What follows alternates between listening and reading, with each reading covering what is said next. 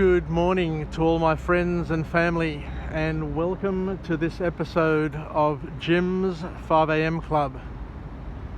I'm down here on the International Passenger Terminal on this cloudy Friday morning.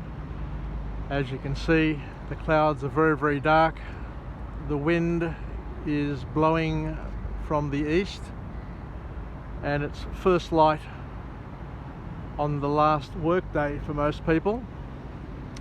And what I've got today is an absolute gem. It's another book summary, and we'll continue to deliver OPE, other people's experiences, as best we can as we go through and review the thousands, absolutely thousands of books that have been written by authors throughout the world on every possible topic, so that we can incorporate the learnings, the OPE, the other people's experience, into our lives and be able to leverage the things that serve us. So the book that I'm going to go through today is quite topical, and it's entitled Winning by Tim Grover. Tim Grover, who was a coach, a sports coach in America, and he describes himself as a mindset expert, and he's come up with 13 principles on winning, and they are quite interesting. So he hasn't numbered or prioritized any of the principles. All of those 13 principles are listed as number one, which is really interesting and really clever, I think. So there's no one principle that stands out. There's no one skill that is top of everything else. You just need to understand each and every one of them, embrace them, acknowledge them, and do them is the bottom line, in order to stand out and to be a leader in your field and to enjoy the fruits of winning. So the author here is quite refreshing, because he's very honest and very forthright in his writing, and you can imagine that he'd be quite fearless and quite profound to have as a personal coach. Because one of the first key points that he talks about is the importance of having a language of winning,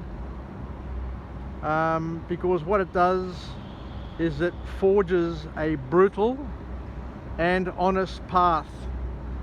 It's relentless, and it comes with unbearable exhaustion, loneliness, and fear.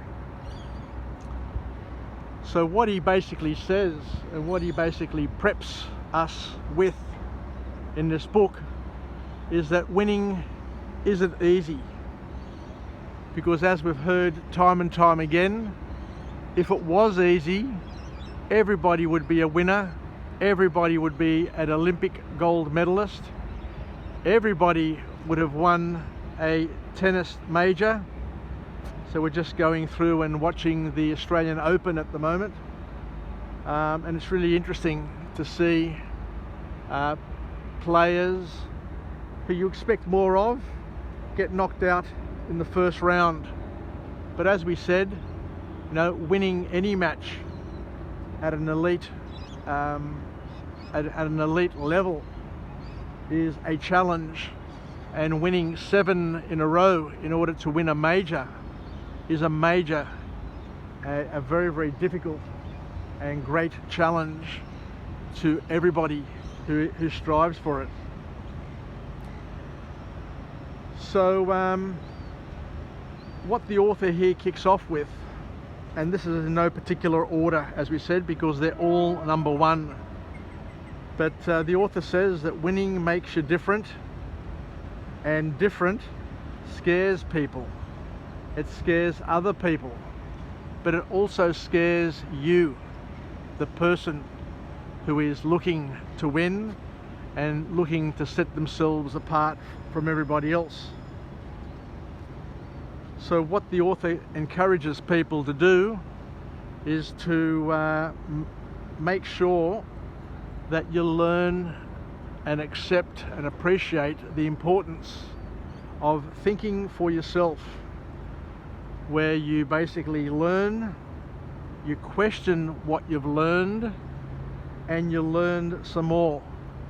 On other 5 a.m. clubs, we've talked about the science of learning, and the science of learning is simply adding the unknown to the known.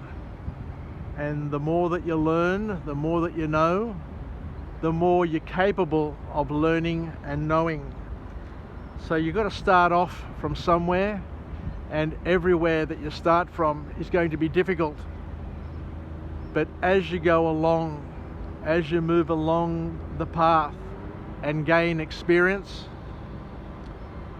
you start building a profile, you start building a base, a foundation, where you're adding the unknown to the known. So the more that you know, the bigger the base is.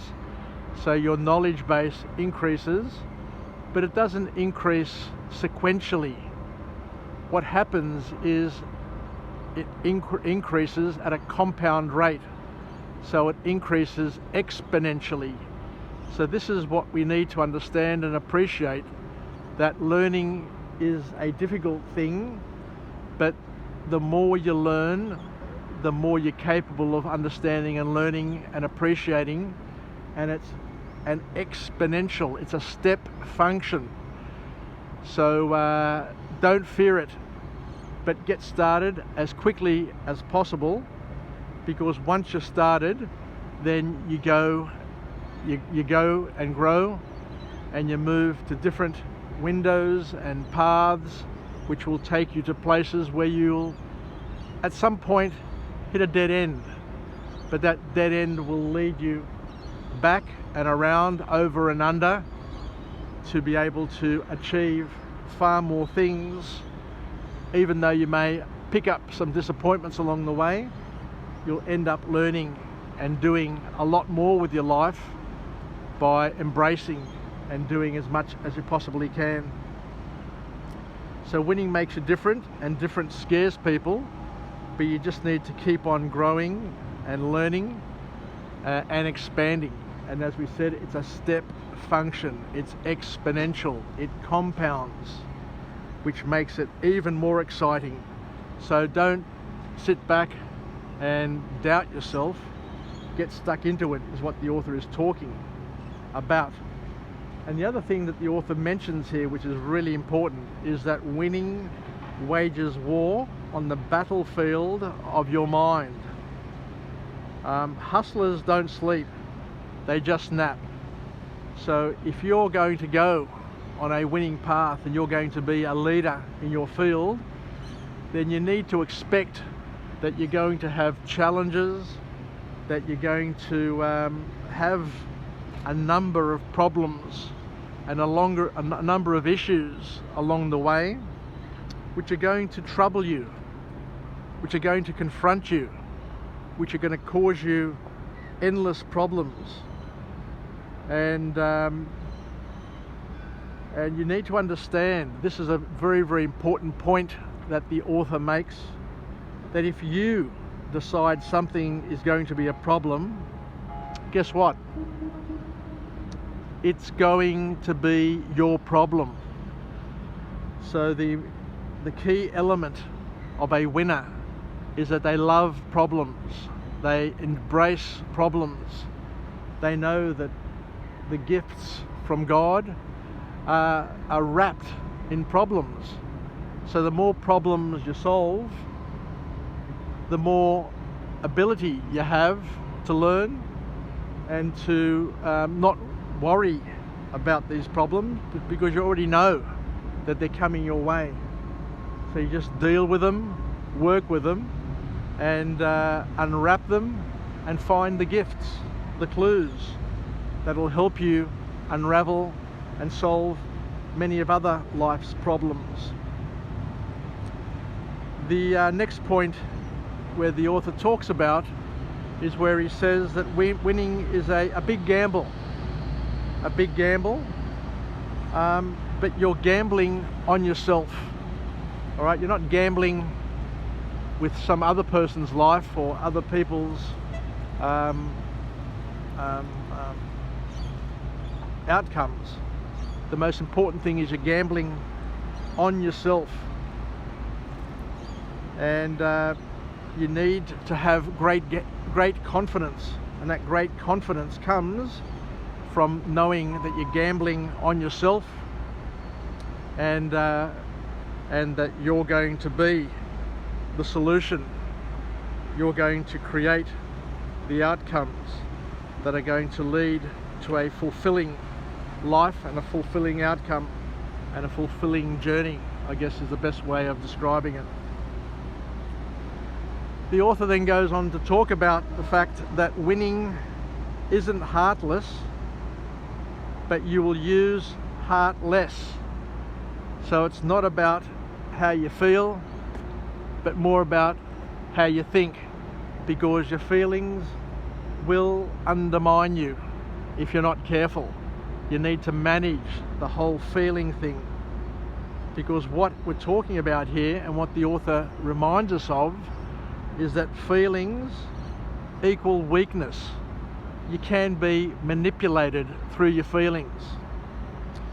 So we need to get over the whole feeling thing by controlling our thoughts, and by controlling our thoughts, you'll control your feelings, you'll control your interpretation of what things are and what things mean, and by controlling that whole aspect, it will lead you to a better outcome, according to this author. So once again, we need to think for ourselves, but we need to understand that feelings can be false. Feelings can be based on how you think. So you need to control how you think. You need to control how you interpret things, so that you can influence as best you can how that leads to your feelings and how you feel about things. The next thing that the author talks about here is that winning belongs to them, and it's up to you, or up to the competitor, to take it away from you. So it's okay, very okay, according to the author, to be competitive and to be over competitive. There's nothing wrong with being competitive. There's nothing wrong with investing in yourself. There's nothing wrong with wanting to have it all. And we'll get a little bit more into it a little bit later, where the author talks about the difference between a selfish winner and a winner who is selfless. So let's understand, and this is the brutality of this author and his book, where he says that it's okay to be competitive, and it's okay to be competitive at every single point or decision point in your life. No, you don't have to give up, and to be balanced, and to be generous with those around you. First, you need to win, and because by winning, you're putting yourself in a position to help others win later. And this is where the author then gets really, really deep into this whole concept of winning. And he says that at the end of the day, winning wants all of you. There is no balance. This whole balance thing, according to the author, is all bullshit. You need to be fully committed, fully invested in winning, because if you're not, then you're not going to be one of those few who gain and benefit from the fruits of winning. So the author then talks a little bit more about this, and he says that if you want to make time for everything, then what will happen is you'll have time for nothing. You need to be obsessed. You need to be fully obsessed with you and winning in order to get to the point of being a leader in your field. And you need to understand that there are hard sacrifices that one needs to make, because winning wants not some of your attention, but absolutely all of your attention. And winning is selfish, but we need to understand that there is a big difference between being a selfish winner and a selfish loser. A selfish loser is one who wants to win, and to win for themselves and just for themselves.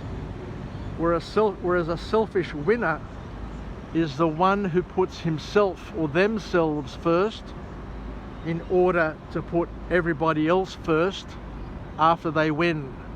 So they win to gain a network. They win to gain money. They win to gain market share. But they win in order to share that with others. This is really, really powerful. This is a really powerful and profound point that comes from this book, that there is a difference between selfish winners and selfish losers. So be a selfish winner. The next point, and I'll start walking because it's starting to rain, is where the author says very, very clearly and powerfully that winning is a test. It's a constant test, a constant exam that has no right answers. A very, very important point that this author here reminds the audience that winning is a test with no right answers, and it's full of doubt and fear.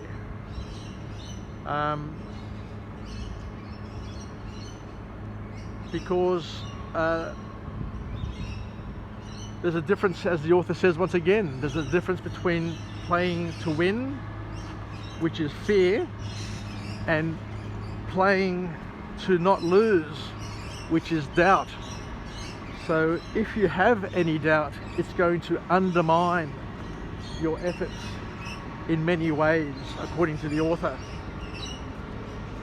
The author then goes on to say that, and my Uncle George used to say this as well, he used to say that the world is full of beautiful women. The world is full of talented people. But to find a good woman and to find what's the word here? A resilient athlete or resilient person is very rare. And that's what sets people apart. As we said, you know, you look around and there are just beautiful, beautiful women, handsome men all over the place. But to find somebody who has the talent, has the beauty, but also has the heart, the personality, those special, very, very special qualities, is very rare. And the last point to come out of this book is quite confronting, is where the author says that winning also knows your secrets. It knows your dark side. It knows the things that have happened in your past that influence your worldview and how you see yourself and how you see others around you.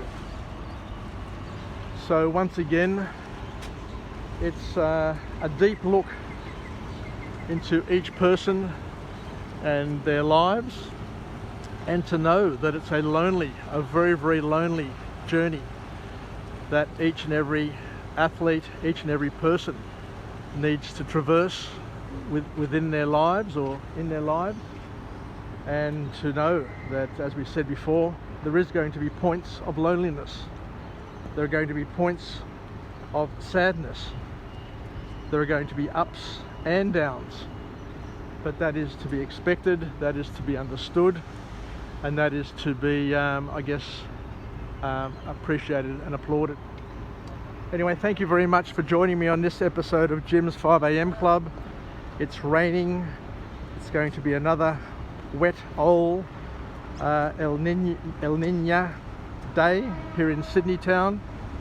I'm using my old iPhone to do this vlog, so the voice may not be as clear as other times. Here we've got a rat here. Look at the rat. See the rat running across? Oh, geez. Anyway, so thank you once again for joining me on this episode, and I look forward to coming to you again from a different location with a different message of empowerment, where we live, learn and pass it on, and hopefully we can become better versions of ourselves. Take care and bye for now.